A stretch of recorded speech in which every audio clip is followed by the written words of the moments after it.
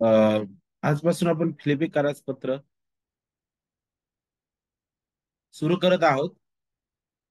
थोडस आपण आता फास्ट जाणार आहोत पुढं, कारण आपल्याकडे फार वेळ कमी आहे.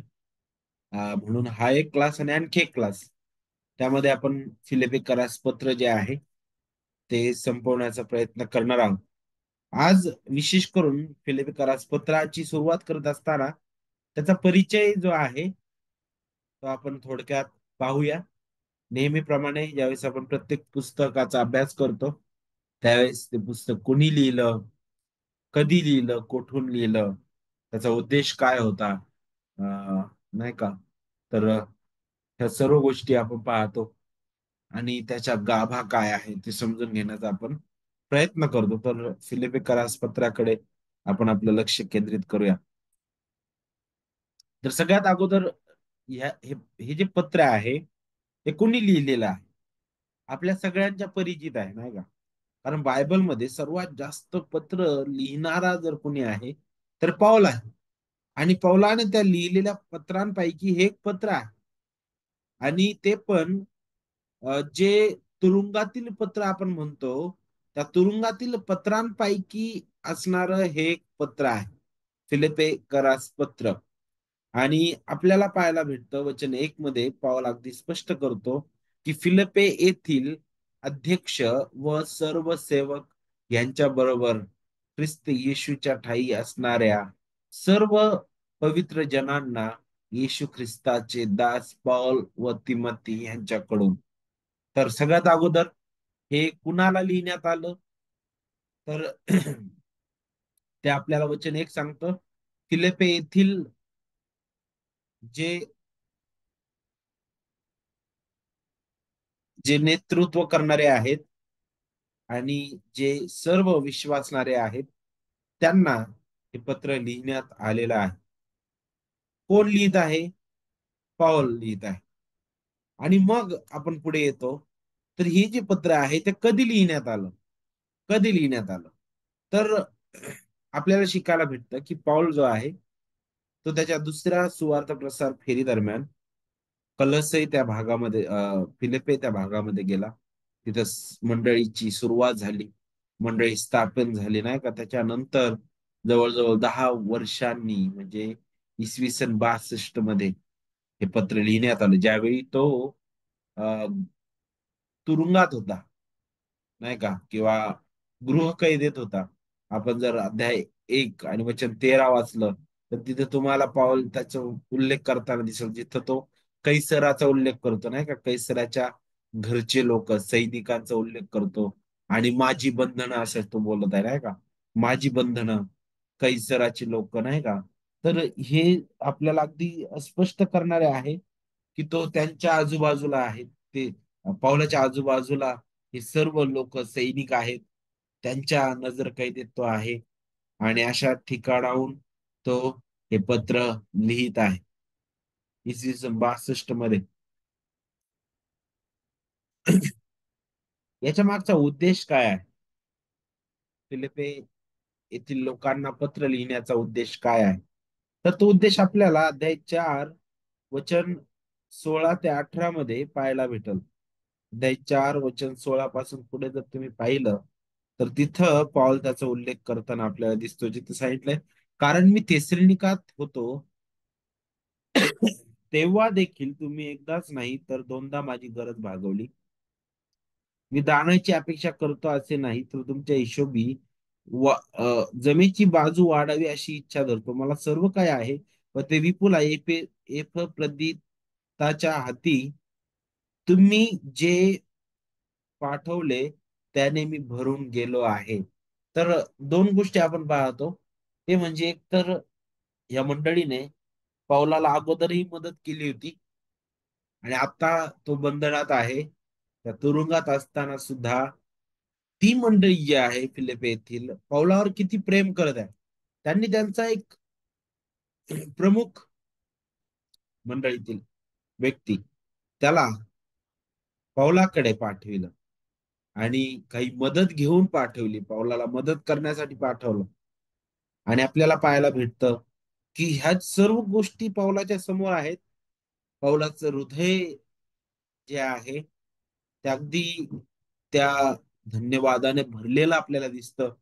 आणि म्हणून पौल जो आहे जणू काय तो त्या पत्रामध्ये त्याचे ते धन्यवाद जे आहे ते व्यक्त करतो. देवाला धन्यवाद देतो त्यांच्या जीवनाबद्दल आणि त्यांनी केलेल्या कार्याबद्दल सुद्धा तो आभार मानतो नाही का.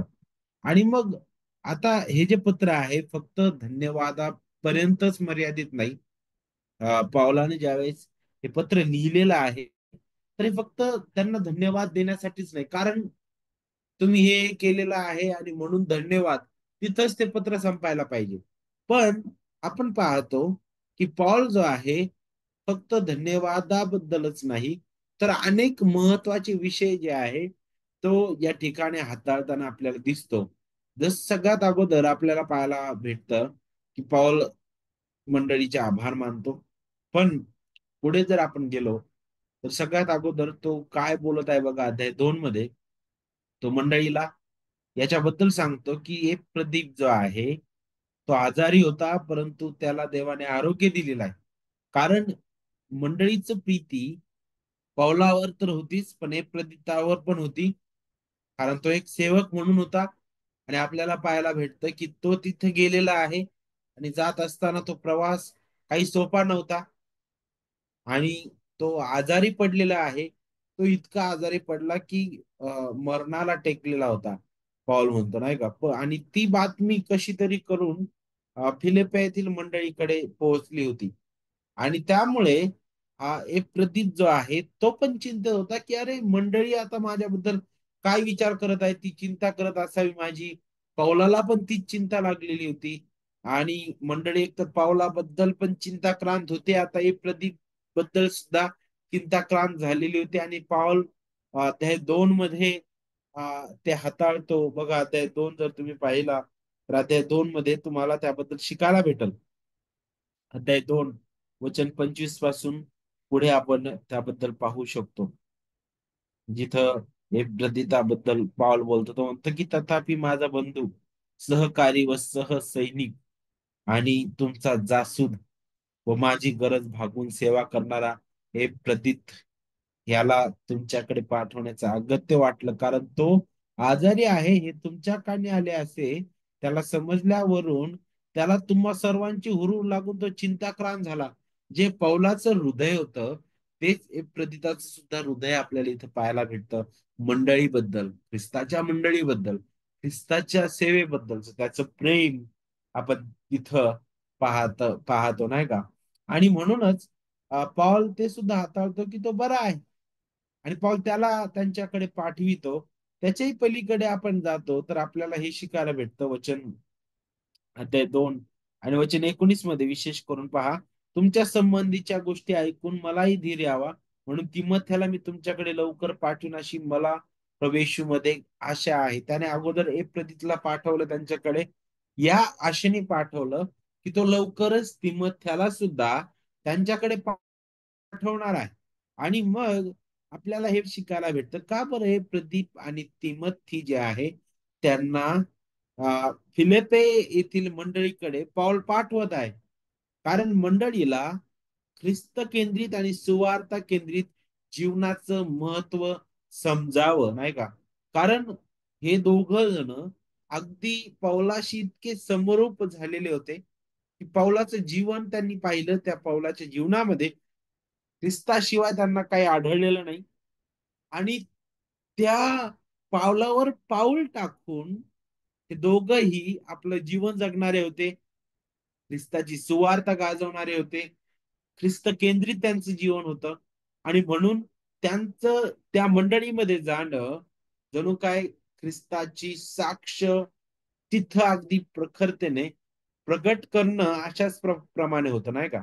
आणि पावलाची ती इच्छा होती की अधिक मंडळीने ख्रिस्ताबद्दल, त्याच्या सुवार्तेबद्दल आणि खऱ्या रीतीने हे आपल्या आचरणात कसं आणता येईल नाही का, त्याबद्दल मंडळीने झटावं. आणि मग ज्यावेळेस आपण आता याबद्दल पाहतो, विशेष करून त्याचा वेळ आपण पाहिला, लेखकाबद्दल पाहिलं आणि उद्देश आपण पाहिला. एकतर धन्यवाद देण्यासाठी आणि धन्यवादाच्या पलीकडे अनेक बाबी तो हाताळताना आपल्याला या पत्रामध्ये दिसतो. आता या पत्राबद्दल विचार करत असताना आपल्या समोर हा प्रश्न उपस्थित होतो की फिलिप्पे हे जे गाव किंवा हे जे शहर आहे, हे शहर नेमकं कोणत्या प्रकारचं शहर होतं, कुठे ते होतं आणि पाऊल तिथं कसा गेला आणि कशा प्रकारे ही मंडळी स्थापित झालेली आहे. तर सगळ्यात अगोदर ती पार्श्वभूमी आपण समजून घेऊया आणि मग आपण या पत्राकडे पुढे जाऊया. तर फिलिप्पे हे जे आहे या ठिकाणी आपल्याला पाहायला भेटतं की मंडळी स्थापन झालेली आहे आणि ही जी मंडळी आहे फिलिपे येथील, ही युरोप मधील सर्वात पहिली मंडळी होती. कारण त्या भागामध्ये सगळ्यात अगोदर जेव्हा पौलाने पाऊल टाकलं त्याचं, ज्यावेळेस तो सगळ्यात अगोदर तिथं आला, सगळ्यात पहिलं शहर जो होतं ते म्हणजे फिलिप आहे आणि तिथून सुरुवात झालेली आहे. आणि आपल्याला पाहायला भेटतं की जिची स्थापना आपण म्हणू शकतो की 50 किंवा 51 म्हणजे पौलाच्या दुसऱ्या सुवार्ता प्रसार फेरी दरम्यान पौल तिथं आला आणि इथं अद्भुत रीतीने सुवार्तेची घोषणा झाली. आता फिलिप्पे शहराबद्दल थोडं आपण समजून घेऊया. प्रेषितांची कृत्य 16वा अध्याय आणि वचन 12 जर आपण वाचलं तर 16वा अध्याय आपल्याला खऱ्या रीतीने पौल जो आहे तो कशा प्रकारे इथे पोहोचला फिलिपे शहरामध्ये त्याचा त्याचा इतिहास 16वा अध्याय देईल नाही का. जिथं तुम्हाला शिकायला भेटेल बघा. वचन 1 मध्ये आपण पाहतो तो दर्बे व लुस्रे येथे खाली आला आणि पाहते ते तिमथी नावाचा कोण एक शिष्य होता. तो विश्वास ठेवणाऱ्या कोणा एका यहुदी स्त्रीचा मुलगा होता, पण त्याचा बाप हेलेनी होता. इथं त्याला आपल्याला पाहायला भेटतं तिमथी भेटलेला आहे, त्याच्यासोबत सिला आहे आणि आपल्याला पाहायला भेटतं की पौल पुढे जात आहे, लूक पण आहे आणि पौल जो आहे तो आता वचन 6 सांगता नंतर आशिया प्रांतात वचन सांगण्यास त्यांना आत्म्याकडून प्रतिबंध झाल्यामुळे ते फ्रुगिया व गलतिया ह्या प्रांतांमधून गेले. वचन 7 सांगतं ते मुसियापर्यंत आल्यावर बिथुनियास जाण्यास त्यांनी प्रयत्न केला, परंतु येशूच्या आत्म्याने त्यांना जाऊ दिले नाही. मग ते मुसिया जवळून जाऊन त्रोवासला खाली गेले. कुठे गेले ते? त्रोवासला.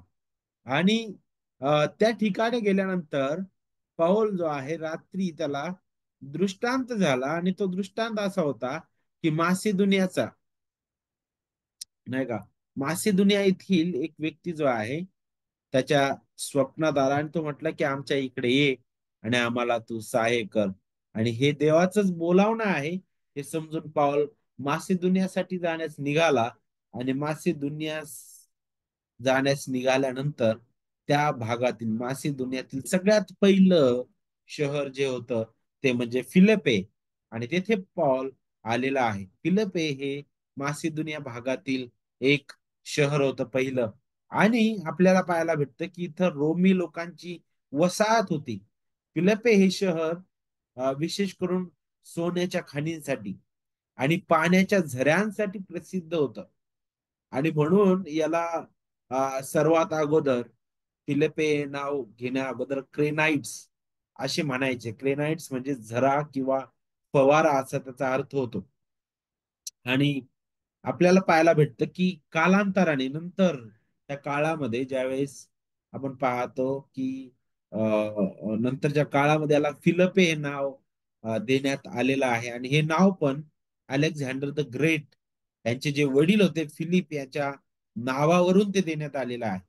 आणि मग आपण पाहतो हे जे शहर आहे हे नवीन कराराच्या काळामध्ये रोमी राजवटीतील एक मुख्य शहर बनलं आणि मासिदुनियामधील सगळ्यात महत्वाचं असं एक घटक असणार हे शहर बनलं. आणि म्हणूनच पाऊल जो आहे तो अशाच ठिकाणी जायचा की जिथून वेगवेगळ्या भागाला काय व्हायचं, दळणवळण चाललं जायचं, वेगवेगळ्या भागातून लोक यायचे. कारण पावलाची सुवार्ता प्रसार करण्याची एक सुंदर अशी युक्ती होती. ती म्हणजे काय, की तो जर एका ठिकाणी जातोय, तर त्याची इच्छा ही आहे, की ही सुवार्ता जर मी इथं गाजवतोय, तर ती इथून किती प्रांतापर्यंत जाऊ शकते, किती शहरापर्यंत जाऊ शकते, किती जिल्ह्यापर्यंत जाऊ शकते, किती भागापर्यंत ती जाऊ शकते, नाही का? आणि कुठपर्यंत हा भाग जो आहे, तेथील दळणवळण आहे, इथपर्यंत तो विचार करत आहे. आणि आपल्याला माहित आहे, की पौल त्याच्या दुसऱ्या सुवार्ता प्रसार फेरी दरम्यान त्रोवास इथे आला होता, जे आपण आताच पाहिलं. तिथं त्याला स्वप्नात तो व्यक्ती बोलतो आणि मग पाऊल जो आहे प्रेषितांची कृत्य अध्याय 16 वचन 8-9 मध्ये त्याबद्दल सांगितलेलं आहे. त्या दृष्टांतानंतर तो मासेदोनियामध्ये येतो. तिथं पौल, तिला आणि लूक सोबत आपल्याला दिसतात त्याच्या. आणि मग आपण पाहतो की पौल नेहमी वेगवेगळ्या ठिकाणी जायचा. तर प्रत्येक ठिकाणी गेल्यानंतर पौलाची पहिली पद्धत होती. आपल्याला माहिती आहे की पौलाला परराष्ट्रीयांसाठी प्रेषित म्हणून नेमलेलं होतं. पण तरी सुद्धा पौलाचा हा विश्वास होता की सुवार्तेचं आमंत्रण नेहमी सर्वात अगोदर यहुद्यांना देण्यात आलेलं आहे. तर मी अशीच सुरुवात करणार आहे. आणि म्हणून तो प्रत्येक वेळी एखाद्या शहरामध्ये तो प्रवेश करायचा, तर तो सगळ्यात अगोदर सभास्थान शोधायचा. आणि त्या सभास्थानामध्ये जाऊन यहुद्यांना तो जुन्या करारातून ख्रिस्त गाजवायचा. पण आतापर्यंत तो विविध ठिकाणी गेलेला आहे. तिथे त्याला सभास्थान आढळले. पण फिलिप हे असं शहर होतं, की जिथं त्याला सभास्थान आढळलं नाही. कारण याचा अर्थ तिथं तेवढ्या प्रमाणात यहुदी धार्मिक पुढारी नसावेत, आहे का? आणि म्हणून मग त्याला माहित होतं, की जर इथं सभास्थान नाही, तर यहुदी लोक कुठं एकत्रित येऊ शकतात, नाही का? आणि म्हणून त्याने काय केलं, की तिथं जर सभास्थान नाही, तर त्याने शोध घेतला. ते कुठं आहेत? ते शब्बात दिवशी कुठे एकत्रित येतात. आणि मग त्याने ती माहिती काढली आणि तो त्या ठिकाणी गेलेला आहे. आणि त्या एका ठिकाणी गेल्यानंतर आपण पाहतो पुढे सांगितलेलं आहे, की तिथं सर्व ज्या स्त्रिया आहेत त्या तिथे त्याला बसलेल्या दिसल्या.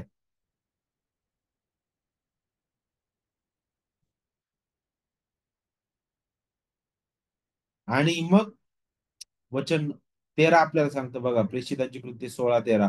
मग शब्दात दिवशी आम्ही वेशी बाहेर नदीकाठी जेथे प्रार्थना होत असते असे आम्हाला वाटले, तेथे जाऊन बसलो आणि ज्या स्त्रिया तेथे जमल्या होत्या त्यांच्याबरोबर बोलू लागलो म्हणे.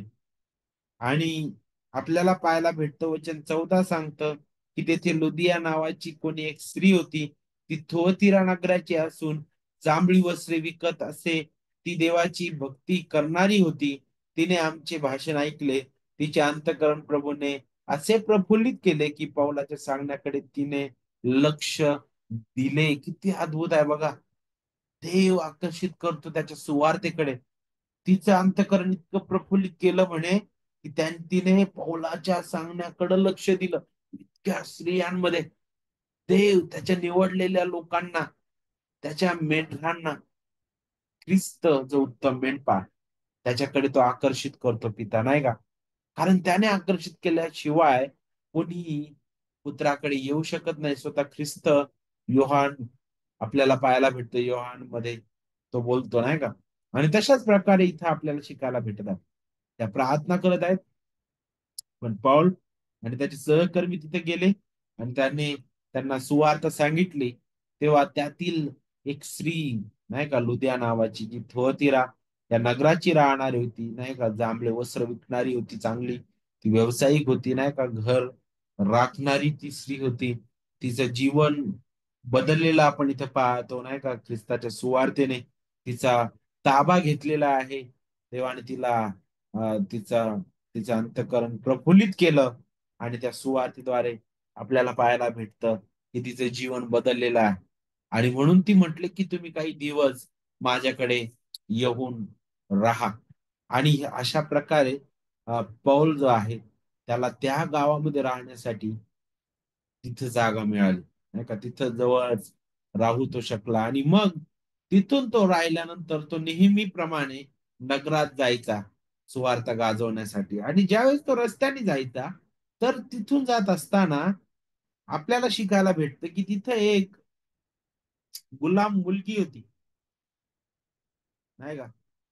वचन 16 आपल्याला पाहायला भेटतं. मग असे झाले की आम्ही प्रार्थना स्थळाकडे जात असता कोणी एक मुलगी आम्हाला आढळली, नाही का.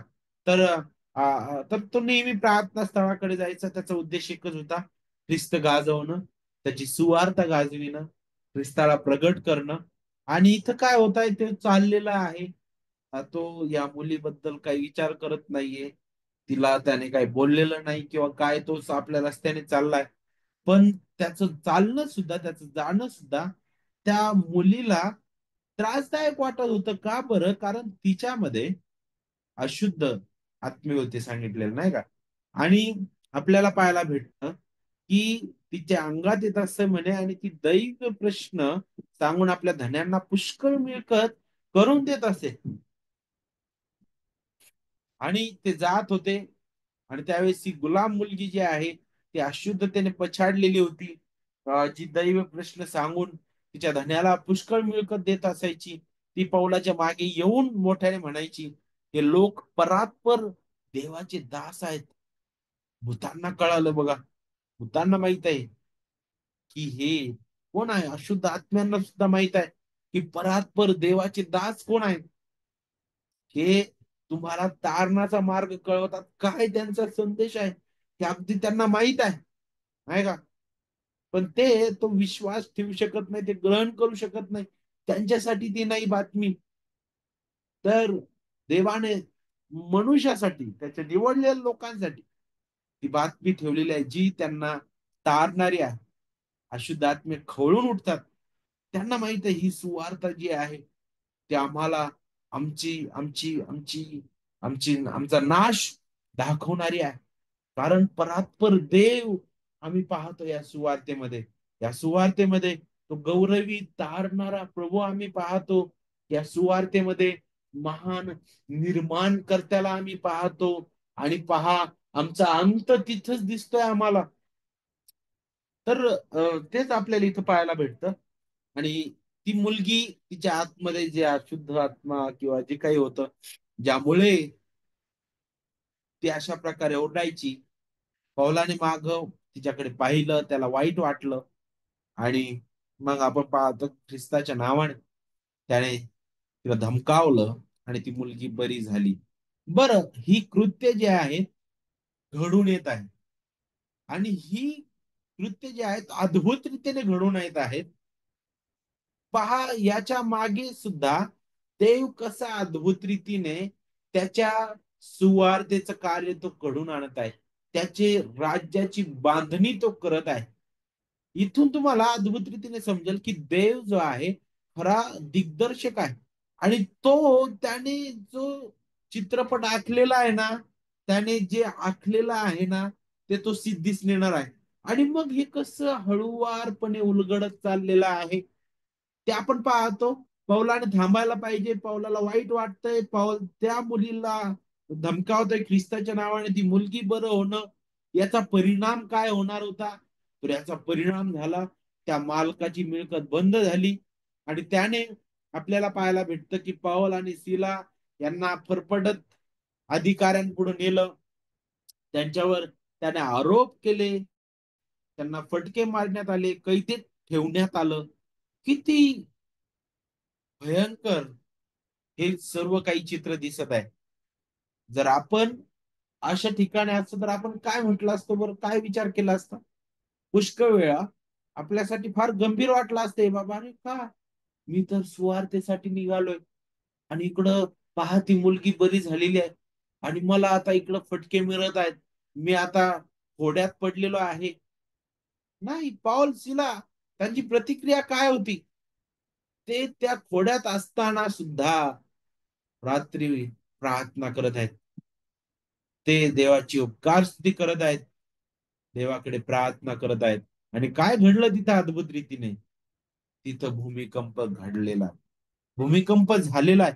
प्रत्येक जी घडामोडी किंवा प्रत्येक जी घटना घडत आहे ती पूर्णपणे त्या महान दिग्दर्शकाच्या त्या सर्व कल्पनेने, त्या सर्व मार्गदर्शनाने घडत आहे. देव त्याच्या नियोजनानुसार त्याच्या ईश्वरीय नियोजनानुसार तो अद्भुत रीतीने त्याच्या राज्याची तो स्थापना करतो आणि विस्तार करतो. मग त्याच्यासाठी त्याच्या सेवकांना कैदेतही जावं लागू शकतं. पौल आणि सिला त्यांना तुरुंगात जाणं हे त्यांच्यासाठी आणि विशेष करून त्या मंडळीच्या स्थापनेसाठी एक सगळ्यात महत्वाचा भाग होता. कारण ते त्या ठिकाणी गेले आणि तिथं भूमिकंप झाला आणि आपल्याला पाहायला भेटतं की अद्भुत रीतीने तो जो जेलर आहे, पुढे सगळ्यांना ती घटना माहित आहे, तो जेलर अशा प्रकारे त्याचं जीवन बदललं जातं आणि अशा प्रकारे आता मंडळी जी आहे ती स्थापित होते, मंडळीची स्थापना होते. तर प्रेषितांची कृत्य आपल्याला फिलिप्पे येथे मंडळी कशी स्थापित झाली त्याबद्दल मार्गदर्शन करेल. त्यासाठी तुम्हाला जर आणखी जाणून घ्यायचंय तर प्रेषितांची कृत्य 16वा अध्याय तुम्ही पाहू शकता. आता ही जी मंडळी स्थापित झालेली आहे, त्याच्यानंतर पौल विविध ठिकाणी गेला, पुढे पुढे गेलेला आपल्याला दिसतो. कारण फिलिप्पेमध्ये त्याला विरोध झाल्यानंतर पौल तिथून सुटला आणि मग पुढे जाऊन आपल्याला पाहायला भेटतं मग अ, थेसलोनिका आणि मग पुढे आपण पाहतो विशेष करून करिंथ, नाही का? आणि मग इफिस आणि मग असे बिरुया, नाही का? अथेन्स, वेगवेगळ्या ठिकाणी पाऊल जाताना आपल्याला दिसतो, नाही का? अ, तर फटके खाल्लेले आहेत, कैदेत जात आहे, तो पुढे जात आहे. आणि पुढे जात असतानाही विरोध त्याला थांबलाय का नाही, तरी तो पुढे जात आहे, पुढे जात आहे. ख्रिस्ताची सुवार्थ गाजविली जात आहे. अद्भुत रीतीने मंडळाचं स्थापना होत आहे. आणि किती हे अद्भुत आहे बघा, किती अद्भुत आहे, नाही का? तर अशा प्रकारे मंडळी स्थापित झाली. त्यानंतर 10 वर्षांनी कमीत कमी हे पत्र लिहिण्यात आलेलं आहे, जे आपण पुढे पाहणारच आहोत. पण विशेष करून या मंडळीमध्ये आपण पाहतो की नक्कीच 10 वर्षांनंतर हे पत्र लिहिण्यात येत आहे. म्हणजेच आता ही मंडळी जी आहे चांगल्या प्रकारे पक्वतेकडे किंवा प्रौढतेकडे वाटचाल करणारी अशी मंडळी झाली असावी, नाही का?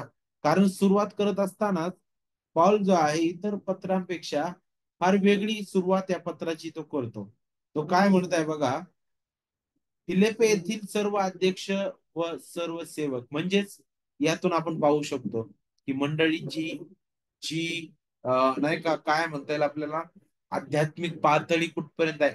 मंडळी चांगली प्रौढतेकडे वाटचाल करत असावी. पण जितकं मंडळी वाढत आहे, जितके पद निर्माण होतात आपल्याला पाहायला भेटतात, तितके मतभेद सुद्धा होतात. आणि ही एक समस्या फिलिप येथील मंडळीची होती.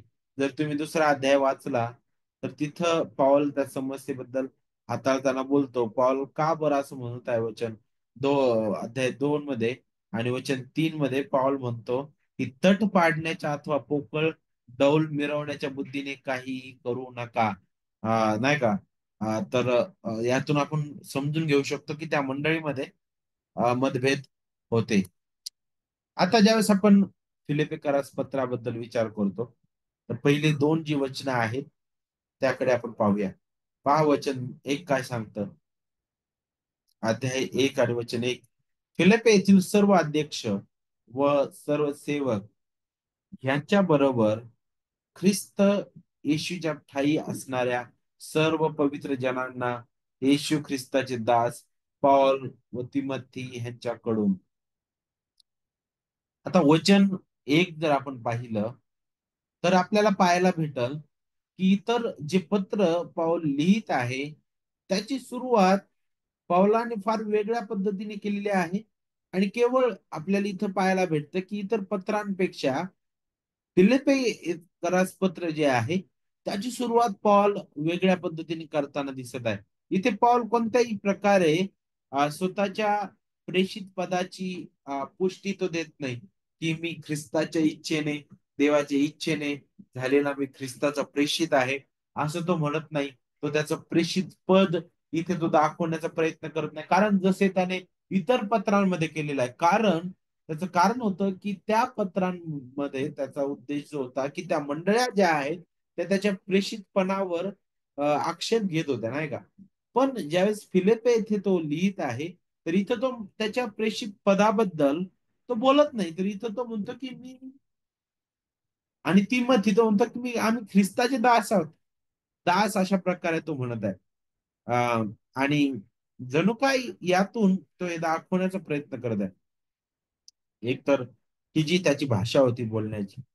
खरं तर हे पत्र जे आहे, जसा एक मित्र दुसऱ्या मित्राला बोलतो नाही का? अशा प्रकारचं एक एक नाही का जिव्हाळ्याचं हे पत्र आहे.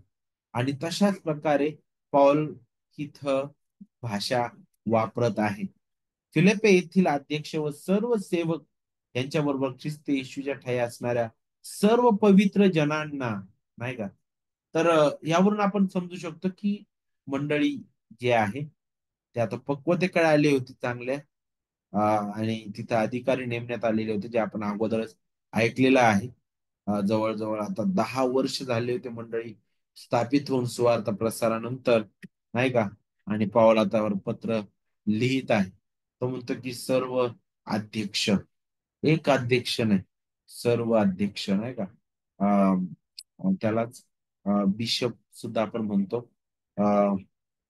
त्यालाच प्रेस्बिटर असा हा शब्द वापरण्यात आलेला आहे, ज्याला आपण वडील पण म्हणतो. आणि त्याचा आणखी एक अर्थ आहे महत्वाचा, तो म्हणजे काय? देखरेख करणारा, देखरेख करणारा.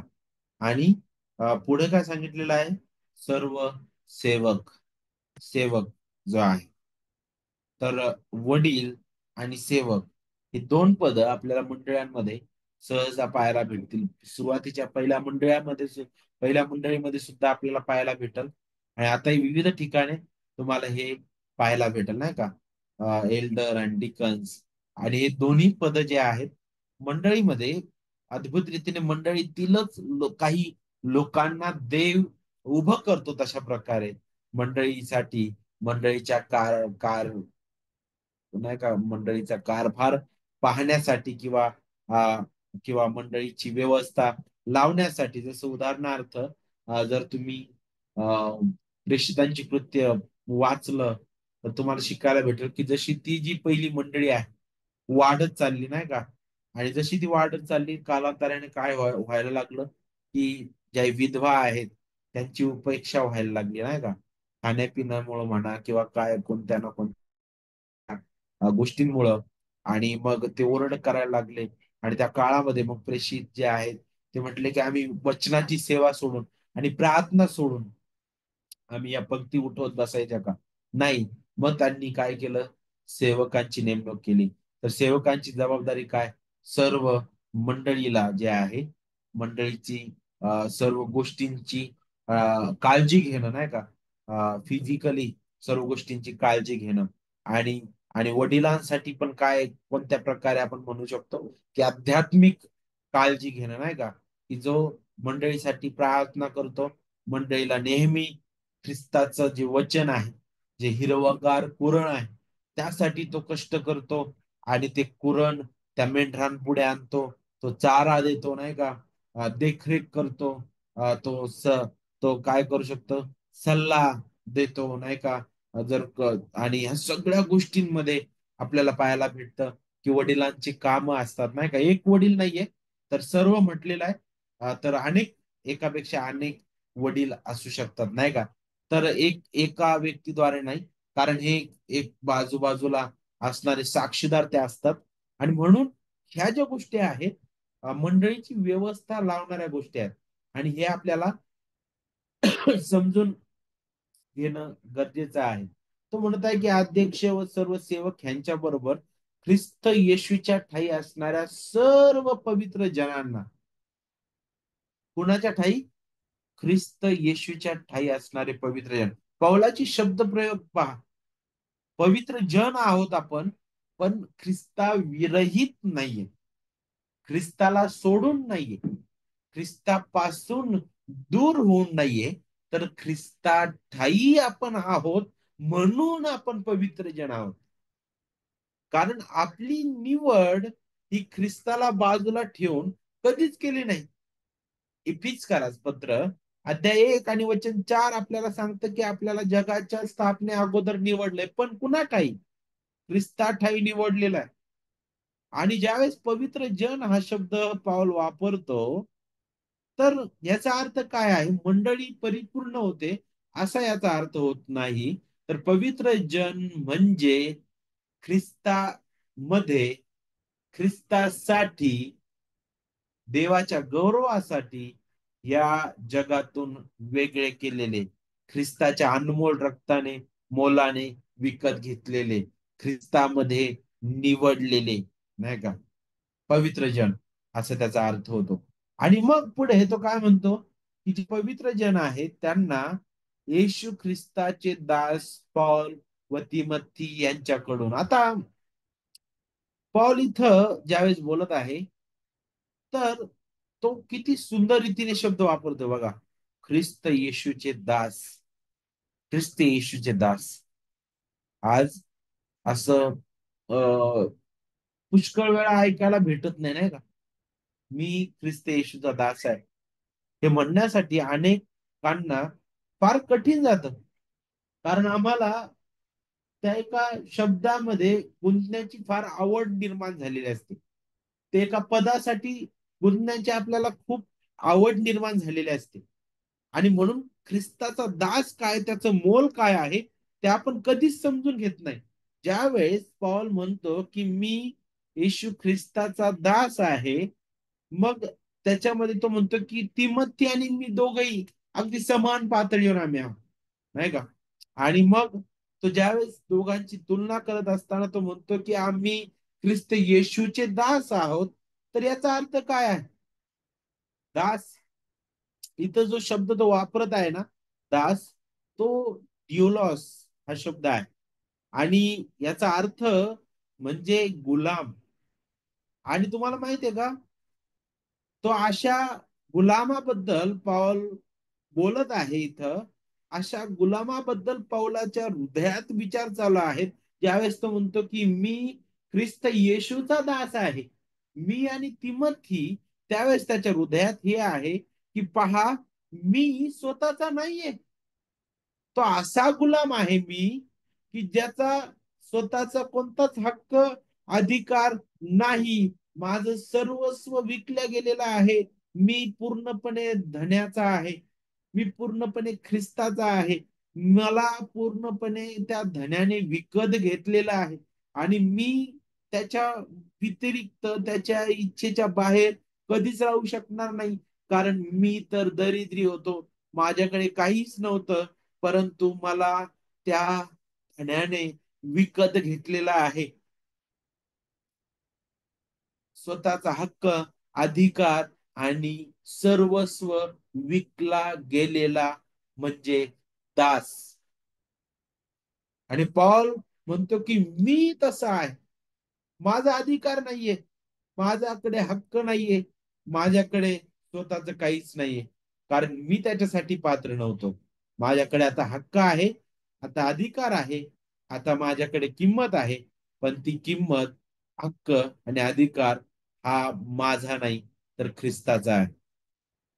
पॉल म्हणतो, की तो ख्रिस्ताचा गुलाम म्हणजे दास आहे. म्हणजेच काय बरं? तो आनंदाने त्याचा गुलाम आहे. का बरं? तो पहा, कुणाला असं आवडेल बरं गुलामगिरी जायला? कोणालाच नाही आवडत, नाही का? कोणाच नाही आवडणार का? अरे मी कशाला मी कशाला गुलाम हो कोणाचा, नाही कोणाच्या अधीन राह, कशाला अधीन राहायचं आपल्याला कोणाच्या, नाही का? आपण असे विचार करतो.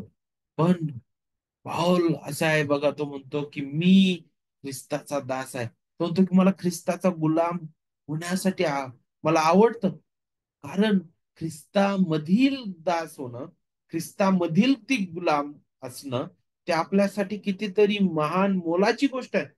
कारण ख्रिस्त हा महान राजा आहे. त्याच्या आधिपत्याखाली राहून त्याची सेवा करणं, त्याच्या अधीन राहून जीवन जगणं, त्याबद्दल पौल इथे विचार करत आहे. आणि म्हणून तो म्हणतो, की आम्ही ख्रिस्ताचे दास आहोत. आणि मग वचन 2 कडे आपण येतो, तर तिथे सांगितलं, की देव आपला पिता व प्रभू येशू ख्रिस्त यांच्यापासून तुम्हाला कृपा व शांती असो. नेहमी प्रत्येक पत्रामध्ये तो अशाच प्रकारे अभिवादन करताना दिसतो की कृपा आणि शांती असो. खूपच सुंदर हे शब्द आहेत. अनेक गोष्टी शिकून जाणारे हे शब्द आहेत. आपण नेहमी या शब्दांबद्दल पाहतो. हे शब्द यहुदी आणि परराष्ट्रीय लोकांना जोडणारे पण शब्द आहेत. कारण यहुदी आणि परराष्ट्रीय लोकांसाठी हे दोन शब्द फार महत्वाचे होते. आणि म्हणून त्यासोबतच ख्रिस्ती जगतामध्ये सुद्धा फार मोलाचे हे शब्द आहेत. कारण हे शब्द आपल्याला ख्रिस्ती विश्वास प्रगट करतात. कृपा आपल्याला आपली दयनीय अवस्था दाखविते की आपण अपात्र होतो. आपल्यामध्ये कोणतीही लायकी नव्हती. आपण देवासमोर उभे राहू शकत नव्हतो. आपली कर्म देवासमोर घाणेरड्या चिंधीप्रमाणे होती. आपण आपल्या अपराध आणि पातकांमध्ये मृत होतो. आपण नाशास पात्र होतो. पण देवाने त्याचा पुत्र दिला. ती कृपा ख्रिस्तामधून वाहते. ती कृपा पित्याने ख्रिस्ताद्वारे, ख्रिस्तामधून, ख्रिस्तामध्ये ती पुरवलेली आहे. त्या वधस्तंभातून आपल्याला ती कृपा वाहताना दिसते. आपल्याला शिकायला भेटतं की आपण देवाच्या कृपेने तारल्या गेलो. केवळ आणि केवळ कृपेने. देवाच्या कृपेने आपल्याला जिवंत करण्यात आलेला आहे. देवाच्या कृपेने आपल्याला उतारदायी विश्वास पुरवलेला आहे. देवाच्या कृपेने आपल्याला पश्चाताप रूपी देणगी मिळालेली आहे. देवाच्या कृपेनेच आपल्या हृदयात देवाचा आत्मा वास करतो नाही का त्या तारणाच्या पहिल्या क्षणापासून. कारण तारणाचं पूर्ण कार्य देवाचा आत्मा आपल्या जीवनावर, आपल्या हृदयावर लागू करतो. देवाच्या कृपेने देवाच्या आत्म्याचा शिक्का आपल्यावर मारण्यात आलेला आहे. देवाच्या कृपेने आपण आपलं जीवन जगतो. देवाच्या कृपेने आपण भविष्यात ती महान आशेकडे पाहतो. आणि ही जी कृपा आहे, ही कृपा त्याच्यासोबत आणखी एक महत्वाचा, आणखी एक सुंदर नाही का काय म्हणू शकतो आपण, परिणाम घेऊन येणारे आहेत. ती म्हणजे काय? शांती.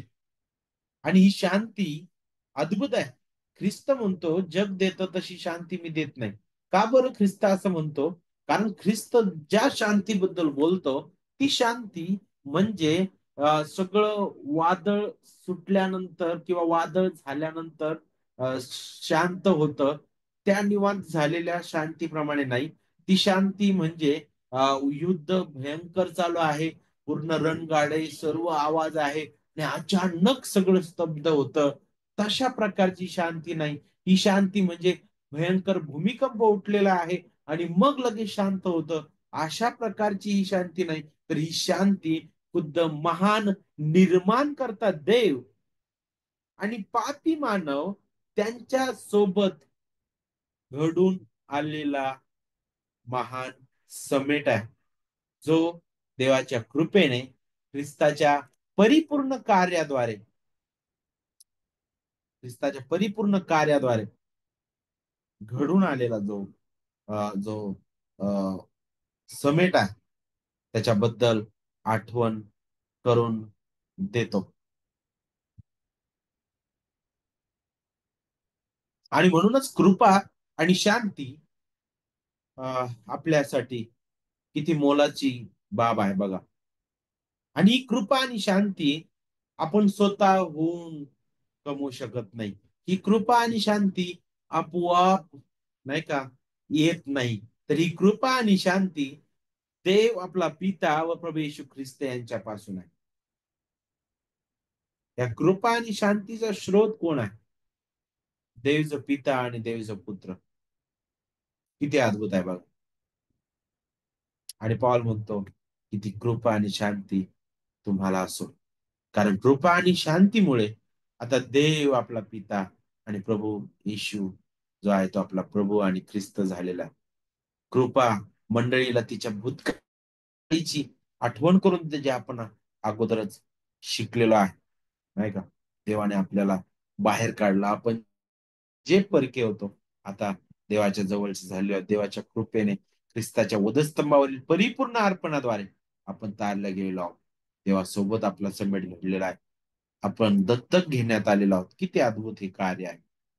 मग वचन 3 पासून वचन पुढे वचन 11 पर्यंत आणखी एक महत्वाचा भाग सुरू होतो आणि तो म्हणजे मग काय? प्रार्थना. परंतु त्यातील पहिले 3 ते 6 हे जे वचन आहेत, तिथं पाऊल जो आहे, काय करत आहे? उपकार स्तुती करत आहे. विशेष करून 3 ते 8 मध्ये. आणि ती जी उपकार स्तुती आहे, त्याकडे आपण आता या सायंकाळी थोडं लक्ष देऊ आणि मग आपण थांबणार आहोत. वचन 3 पासून पुढे आपण पाहूया. वचन 3 ते 8 आपण पाहणार आहोत. जिथं पाऊलाची उपकार स्तुती आपल्याला पाहायला भेटते. खरं तर हा जो संदर्भ आहे अध्याय 1 वचन 3 ते 11 हा पूर्ण संदर्भ प्रार्थनेबद्दलचाच आहे. कारण ज्यावेळेस पाऊल प्रार्थनेची सुरुवात करतो, तर त्याची सुरुवात नेहमी उपकार स्तुतीने होते. तो उपकार स्तुती करतो, त्याचं अंतःकरण प्रफुल्लित होत आहे. तो उपकार स्तुतीने भरलेला आहे आणि तो देवाकडे प्रार्थना करत आहे. ओके. तर ज्यावेळेस पौलाच्या प्रार्थनेबद्दल पाहतो तर सगळ्यात पहिला मुद्दा उपकार स्तुती. तिथून तो सुरुवात करतो आणि मग उपकार स्तुतीबद्दल पाहत असताना वचन 3 ते 8 आपण पाहूया. इथं वचन 3 मध्ये म्हणतो, मला तुमची एकंदर आठवण आहे. तिच्यावरून मी आपल्या देवाचे आभार मानतो.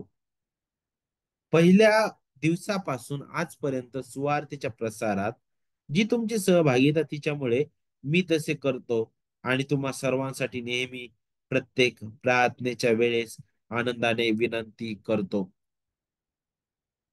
मला तुमची जी एकंदर आठवण आहे तिच्यावरून मी आपल्या देवाचे आभार मानतो. पाऊल कधीची आठवण करत आहे माहिती इथे तुम्हाला? 10 वर्षांना अगोदरची. बापरे. त्याच्या हृदयात ती मंडळी किती आहे बघा. तो म्हणतो की मला सुरुवातीपासून मी तुम्हाला विसरलेलं नाही. जी प्रीती मी तुम्हाला ज्या दिवशी मी तिथं पाऊल टाकलेलं आहे फिलिपेमध्ये आणि जे फटके माझ्या अंगावर आहेत, जे खोडे मी घातलेले होते, मला ज्या खोड्यात टाकलेलं होतं, ते मी अजूनही विसरलेलो नाही. ते वन मला याची आठवण करून देतात, की देवाचं अद्भुत कार्य काय आहे आणि तो त्या मंडळीवर किती प्रीती करत आहे. त्याची आठवण आपल्याला पाहायला भेटते. तो अगदी 10 वर्ष झाले तरी तो म्हणतो, की मला एकंदर त्याची माहिती आहे म्हणे. मला आठवण आहे म्हणे, नाही का? आणि आणि तो काय म्हणत आहे, की मला एकंदर आठवण आहे. मी आपल्या देवाचे आभार मानतो त्याच्यावरून. का बरं? कारण अद्भुत रीतीने पाऊल तिथं पोहोचलेला होता. कसा पोहोचला होता? पाऊलाला तिकडे जायचं नव्हतं. पाऊल दुसरीकडे जायला निघाला. पण देवाच्या आत्म्याने त्याला अडखळलं आणि तो त्रोआसास येऊन थांबलेला आहे. आणि तिथं पहा देवाच्या आत्म्यात विशेष करून त्याला दृष्टांतात एक व्यक्ती दिसत आहे. तो म्हणतो मासेदोनियास या आणि पाऊल अशा प्रकारे त्याला दुसरीकडे जायचं होतं, परंतु तो दुसरीकडेच जातो. आणि पहा, पाऊल म्हणतो की देवाचं अद्भुत कार्य आहे. देव मला तिथं घेऊन आला. देवाने तिथं मला आणलं. तिथं अद्भुत रीतीने सुवार्ता गाजवण्यात आली. अद्भुत रीतीने मंडळीची स्थापना झालेली आहे आणि मला एकंदर ह्या सर्व गोष्टींची माहिती आहे. एकंदर मला सर्व गोष्टी आठवतात आणि म्हणून मी देवाचे आभार मानतो. मी देवाचे आभार मानतो. कारण देव सार्वभौम आहे. देवाच्या इच्छेच्या विरुद्ध काहीच घडणार नाही.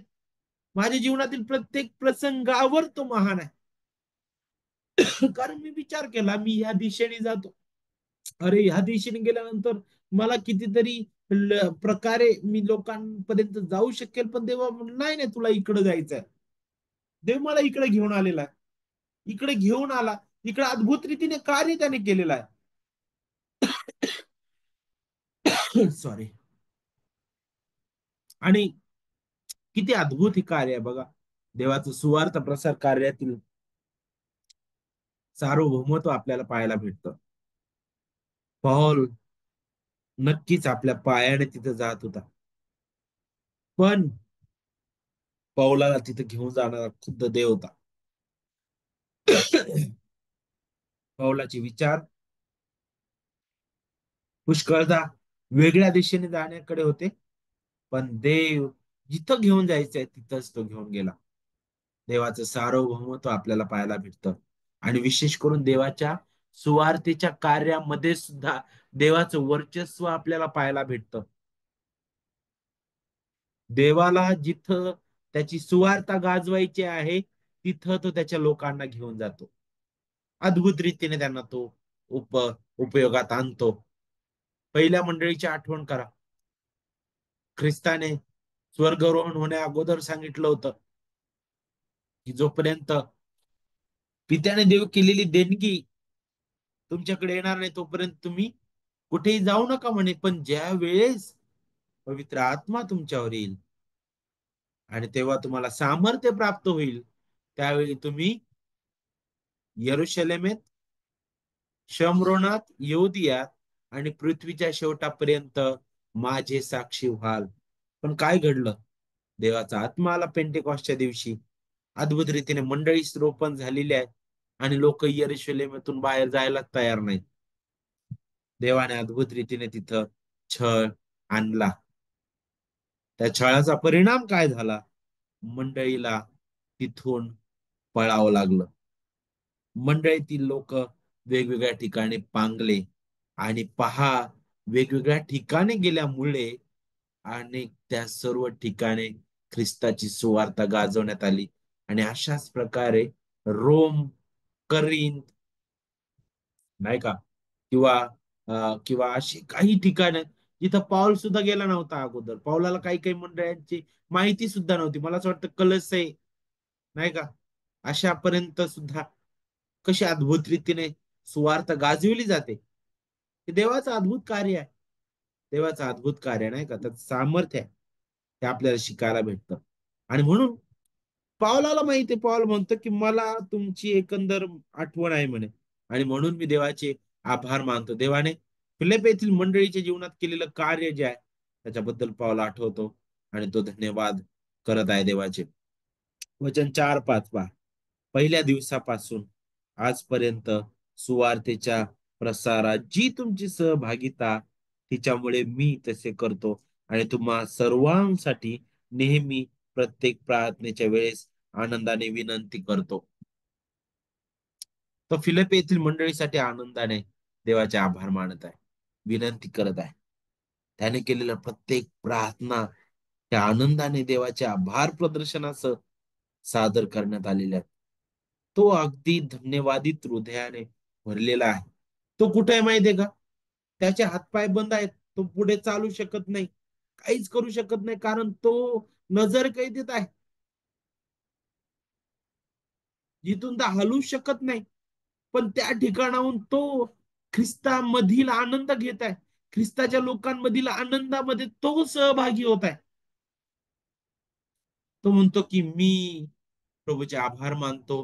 का बरं? कारण पहिल्या दिवसापर्यंत पासून आजपर्यंत सुवार्तेच्या प्रसारात तुमची जी सहभागिता, कसं शक्य आहे? कसं? आम्ही तर कधी सुवार्तेला पावलासंग हिंडलो नाही. मग पावलासोबत सुवार्तेच्या कार्यात आमची सहभागिता कशी, फिलिप्पी येथील मंडळीची सहभागिता कशी लाभली? ते कसे सहभागी होते पावलाच्या सुवार्ता प्रसाराच्या कार्यामध्ये? तर पॉल जो आहे तो अशा प्रकारे देवाचे आभार मानत आहे. तो सगळ्यात अगोदर म्हणतो सुवार्ता प्रसारातील सहभागिता. तो म्हणतो पहिल्या दिवसापासून आजपर्यंत.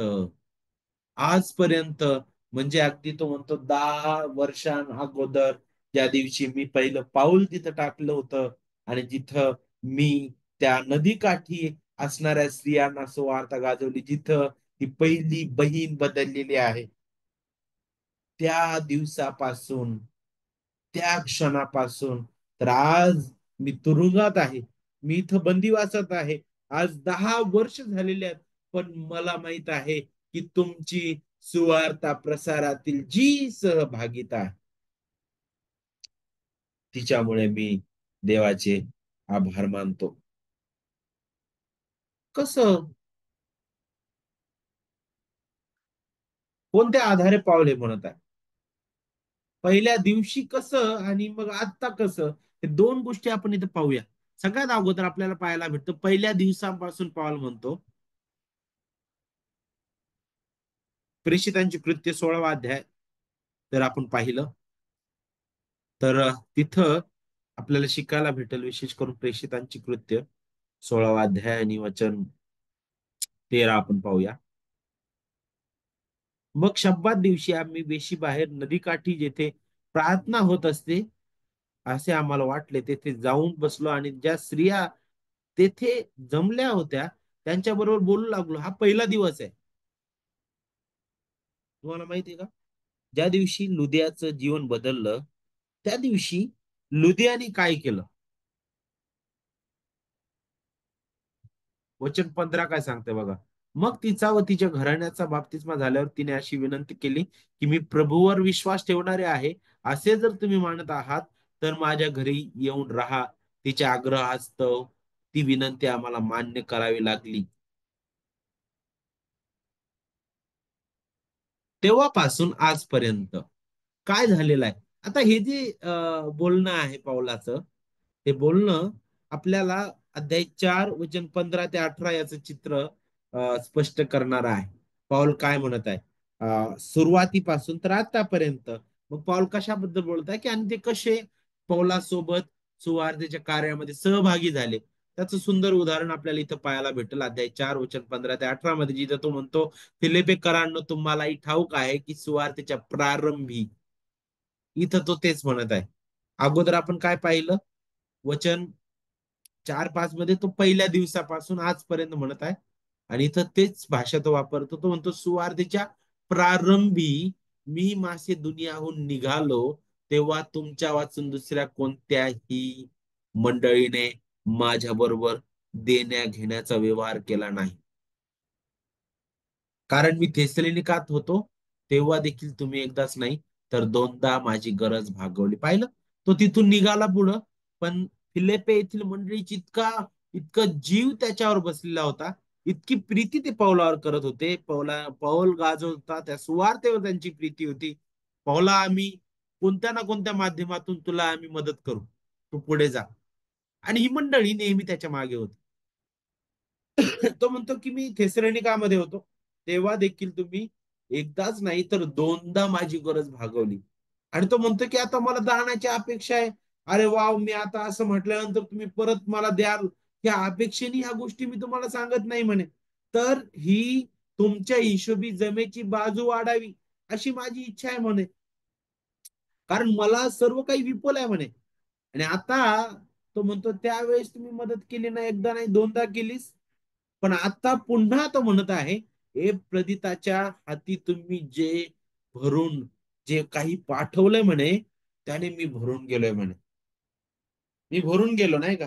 किती पहा देवाच्या सेवकाबद्दल त्या मंडळीच्या हृदयात किती प्रेम आणि अतूट नाही का भावना होत्या, की तो त्या स्थितीमध्ये आहे. त्याची गरज काय आहे ती पुरवली गेली पाहिजे नाही का? आणि पाऊल त्याबद्दल बोलतो. आणि पुढे तो काय म्हणतो, जणू काय सुगंध देवाला मान्य व संतोषकारक यज्ञ असं त्या. आणि तुम्ही ही जी मदत करत होता, ज्यामुळे पाऊल म्हणतो की मला दुसऱ्यांना मागण्याची वेळ आली नाही. आणि मी माझं काम तर करतच होतो, पण याचा एक परिणाम काय झालेला आहे की मी अधिक पुढे सुवार्तेसाठी सुसज्जपणे पुढे जाऊ लागलो. आणि अशा प्रकारे तुम्ही माझ्यासोबत सुवार्ता प्रसाराच्या कार्यामध्ये सहभागी होता. आणि म्हणून तो म्हणतो की मी देवाचे आभार मानतो. मी देवाचे आभार मानतो. सुवार्ता प्रसाराच्या कार्यात प्रत्येकच जण आपल्याला पाहायला भेटतं की फिजिकली, भौतिक रीतीने हजर राहू शकत नाही प्रत्येकालाच ते दान नाही. पण माहित आहे प्रत्येकाला ही जबाबदारी आहे की सुवार्तेची घोषणा आपण करावी नाही का? प्रत्येकाची ही जबाबदारी आहे. ख्रिस्ताने दिलेली ही जबाबदारी आहे. प्रत्येकाने सुवार्ता गाजवली पाहिजे, ख्रिस्त गाजवला पाहिजे, ख्रिस्ताची साक्षी व्हायला आपण शिकलो पाहिजे प्रत्येकाने नाही का? पण मग त्या सुवार्ता प्रसाराच्या कार्यामध्ये आपण वेगवेगळ्या पद्धतीने सहभागी होऊ शकतो. आम्ही स्वतःहून कधी कधी जाऊ शकत नाही, पण जो जात आहे त्याला आम्ही प्रोत्साहित करणं नाही का?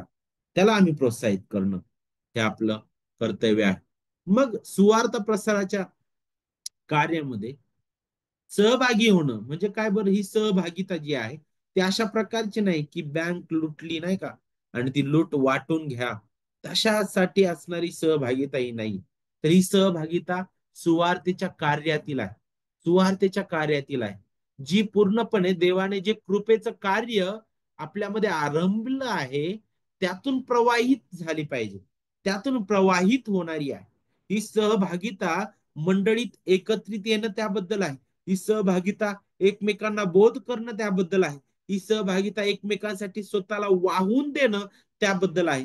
ही सहभागिता देवाच्या वचनाच्या घोषणेसाठी एकत्रित येणं त्याबद्दल आहे. ही सहभागिता जी सुवार्ता जे गाजवत आहेत त्यांना सहाय्य करणं त्याबद्दल आहे.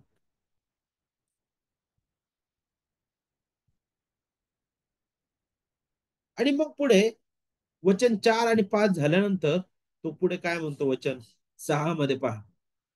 ज्याने तुमच्या ठाई चांगले काम आरंभले तो ते येशू ख्रिस्ताच्या दिवसापर्यंत सिद्धीस नेईल हा मला भरोसा आहे. उपकार सुद्धा तो देवाची करत आहे. आणि पुढे तो त्याची त्याची खात्री तो प्रकट करतो की मला भरोसा आहे. काय बरं? ज्याने तुमच्या ठाई चांगलं काम आरंभिलेलं आहे तो ते येशू ख्रिस्ताच्या दिवसापर्यंत सिद्धीस नेईल. सगळ्यात अगोदर आपल्याला पाहायला भेटतं की देवाने फिलिप येथील विश्वासणाऱ्यांमध्ये जे चांगलं काम आरंभिलं त्याची आठवण पाऊल करत आहे. आणि आपल्याला माहित आहे की पौल दुसऱ्या सुवार्थ प्रसार फेरी दरम्यान फिलिप येथे आला होता. त्याने महिलांच्या सभेत सुवार्थ गाजवली. लुदिया नावाची बहीण तिचं जीवन बदललं सत्य सुवार्तेने, नाही का? त्यानंतर पौल तिच्या घरी राहिला. तिथं सुवार्थ गाजवली. तिचं घराणं बदललेलं आपल्याला पाहायला भेटतं. अशा प्रकारे तिथं ते कुटुंब उभं राहिलं. आणि पहा, सुरुवातीच्या काळामध्ये लुदियाच्या घरामध्ये, नाही का, घरी ते एकत्र यायची मंडळी. आणि कालांतराने मंडळी जी आहे भौतिक आणि आत्मिक रीतीने वाढत गेली.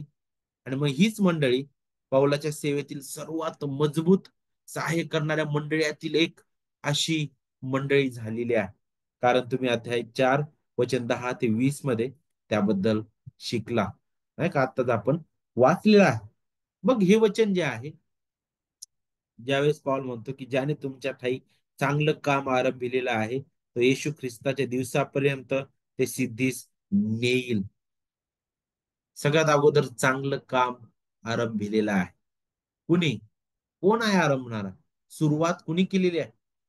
देव. देव. तर आपल्याला इथं आपल्याला शिकायला भेटतं की पौल जो आहे इथं सगळ्यात अगोदर देवाने जे अद्भुत कार्य फिलिप येथील मंडळीमध्ये केलेलं आहे, जे परिवर्तनाचं कार्य घडून आलेलं आहे, देवाच्या सार्वभौम त्या सुवार्तेद्वारे, नाही का, त्याची आठवण तो करून देत आहे. तो म्हणतो की यामध्ये पूर्णपणे देव कार्यरत आहे. हे तारण देवाच्या कृपेने लाभलेलं आहे. या तारणाचा अल्फा ओमेगा हा त्रैक्य देव आहे. आपल्या तारणाच्या वेळी देवाने आपल्यामध्ये त्याचे कार्य आरंभिलेलं आहे. आणि अगदी आपण पाहतो की आपल्याला ख्रिस्तात ठाई त्याने जिवंत केलं, नवे केलेलं आहे. दुसरे करीन 5 अध्याय वचन 17 आपल्याला सांगतं. आणि येथून ही सुरुवात आहे. आणि इथून पुढे जीवनभराचं हे जे कार्य आहे त्यामध्ये देव आपल्याला कृपा पुरवेल. तो काय म्हणतो? ज्याने तुमच्या ठाई काम आरंभिलेलं आहे ते तो ख्रिस्ताच्या दिवसापर्यंत. ख्रिस्ताच्या दिवसापर्यंत म्हणजे तोपर्यंत गॅप आहे. तोपर्यंत काय आहे? हे कार्य जे आहे मग जीवनभराचं आहे. त्याची सुरुवात कुठून झालेली आहे? ज्या दिवशी माझं तारण झालं त्या दिवसापासून आहे त्याचा आरंभ. आणि कुठपर्यंत आहे? जोपर्यंत ख्रिस्त येत नाही.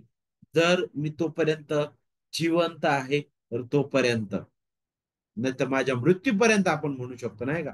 अगदी जीवनभराचं हे कार्य आहे. आणि यालाच दुसऱ्या भाषेमध्ये पवित्रीकरण आपण म्हणू शकतो. कारण देव त्याचं कार्य आपल्यामध्ये पूर्ण करेल, नाही का? ज्याने ते आरंभिलेलं आहे ते तो पूर्ण करणार आहे. आता आपल्याला यातून एक महत्वाचा मुद्दा समजून घेणं गरजेचं आहे. तो म्हणजे काय? पवित्रीकरणाबद्दल. कारण हे वचन आपल्याला पवित्रीकरणाबद्दल शिकवितं. आपल्याला सगळ्यात अगोदर हे समजणं गरजेचं आहे की आपण ख्रिस्ता ठाई तारल्या गेलेलो आहोत. ख्रिस्ताच्या परिपूर्ण कार्याद्वारे तारल्या गेलेलो आहोत. ख्रिस्ताने जे अनमोल रक्त त्या वधस्तंभावर सांडलेलं आहे, त्याद्वारे आपल्याला शुद्ध करण्यात आलेलं आहे. आपल्याला नीतिमान ठरवण्यात आलेलं आहे. आपण आपलं तारण झालेलं आहे. बरोबर. पण याचा अर्थ असा नाही की आम्ही आता पूर्ण झालेलो आहोत. नाही. आपण अजूनही पडतो. का बरं? कारण आपण या पापी देहात आहोत. पाऊल स्वतः म्हणतो की मला चांगलं करण्याची खूप इच्छा आहे, उत्कट भावना आहेत. पण माझा हा पापी देह मला ते करू देत नाही. नाही का? त्याचं कारण काय आहे? पापाच्या सामर्थ्यापासून, पापाच्या परिणामांपासून आपण सुटलेलो आहोत ख्रिस्ताच्या परिपूर्ण कार्याद्वारे. पण अजूनही पापाचं वास्तव्य आपल्या शरीरामध्ये, या पापी देहामध्ये आपण आहोत. या जगामध्ये आपण आहोत. नाही का? आणि म्हणून देव ख्रिस्त पॉल म्हणतो की त्याने कार्य आरंभिलेलं आहे. हे तारणाचं कार्य सुरुवात झालेली आहे, आरंभिलेलं आहे. याचा अर्थ काय बरं? तारणाच्या वेळी जे घडणारं कार्य आहे त्याची ते आठवण करून देणार आहे. ख्रिस्ताने वधस्तंभावरील केलेलं जे कार्य आहे, पूर्ण कार्य आहे का, त्याच्याबद्दल ते आठवण करून देतं. जरी आपण ख्रिस्तामध्ये झाकण्यात आलेलो आहोत, आपल्याला पाहायला भेटतं ख्रिस्ताच्या अद्भुत परिपूर्ण रक्त सांडण्याद्वारे आपल्याला हे तारण मिळालेलं आहे. पण आपण अजूनही पूर्ण झालेलो नाही. आपण पूर्णतेकडे दिवसेंदिवस वाटचाल करत आहोत. नाही का? म्हणूनच आपण आजारी पडतो, आपण संकटात जातो, आपण दुःखी होतो, आपण कधी कधी पापात पडतो. या सर्व गोष्टी आपल्या जीवनामध्ये विविध रीतीने येतात. नाही का? घडतात. आणि आपल्याला पाहायला भेटतं की जे काही प्रसंग, जे काही घडामोडी आपल्या जीवनामध्ये घडतात, या सर्व घडामोडी आपल्याला दिवसेंदिवस काय करतात माहितीये का? एका प्रतिमेमध्ये घडवत आहेत, ख्रिस्ताच्या प्रतिमेमध्ये घडवत आहेत. एप्रिल लोकास पत्र करतात 10 देवचन 14 मध्ये काय म्हणत आहे? आपण कारण पवित्र होणाऱ्यांना त्याने एकाच अर्पणाने सर्व कालचे पूर्ण केलेले आहे म्हणे. पवित्र होणाऱ्यांना आपण पवित्र झालेलो नाहीये. ख्रिस्तामध्ये आपल्याला पवित्र ठरवण्यात आलेलं आहे, घोषित करण्यात आलेलं आहे. नाही का? पण आपण पूर्णरित्या पवित्र झालेलो नाही. आपण एक काळ येणार आहे जे आपल्याला पुढे शिकवित, नाही का? ज्यावेळेस पवित्रीकरणाबद्दल पाहतो तर सगळ्यात पहिला टप्पा जो आहे पवित्रीकरणाचा, 3 टप्पे आपण पाहतो. पहिला म्हणजे स्थायी पवित्रीकरण म्हटलेलं आहे त्याला, जे जिथं आपल्याला शिकायला भेटतं की ख्रिस्तामध्ये आत्ताच आपण पवित्र ठरलेलो आहोत. नाही का? पण पूर्ण झालेलो नाही अजून आपण. आपण तारलेलो आहोत पण आपलं तारण पूर्ण नाही. म्हणजे काय? हे आपल्याला समजून घेणं गरजेचं आहे. नाही का? तर स्थायी पवित्रीकरण म्हणजे ख्रिस्ताच्या एकदाच परिपूर्ण केलेल्या कार्याद्वारे आम्ही तारल्या गेलेलो आहोत. पवित्र ठरवण्यात आलेलो आहोत. नीतिमान ठरवण्यात आलेलो आहोत. शुद्ध करण्यात आलेला आहे. नाही का? पण अजून आपण पूर्ण झालेलो नाही. आणि म्हणूनच दुसरा जो टप्पा आहे तो म्हणजे काय? प्रगतशील पवित्रीकरण. नाही का? आणि ज्याच्याबद्दल आपल्याला वचन 6 पुढे सांगतं, तो ते येशू ख्रिस्ताच्या दिवसापर्यंत हा जो कार्य आहे, प्रगतशील पवित्रीकरण ख्रिस्ताच्या दिवसापर्यंत म्हणजे आपल्या जीवनभराची ही प्रोसेस आहे. जिथं तो आपल्याला त्या पवित्रीकरणासाठी, खऱ्या पवित्र पावित्र्यासाठी तो आपल्याला तयार करतो. नाही का?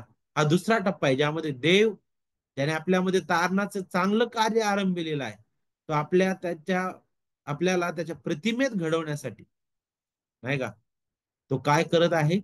नेहमी पापाच्या सवयीपासून, शक्तीपासून तो आपल्याला वाचवतो. नाही का? आणि आपल्याला नेहमी तो ख्रिस्ताकडे घेऊन जातो.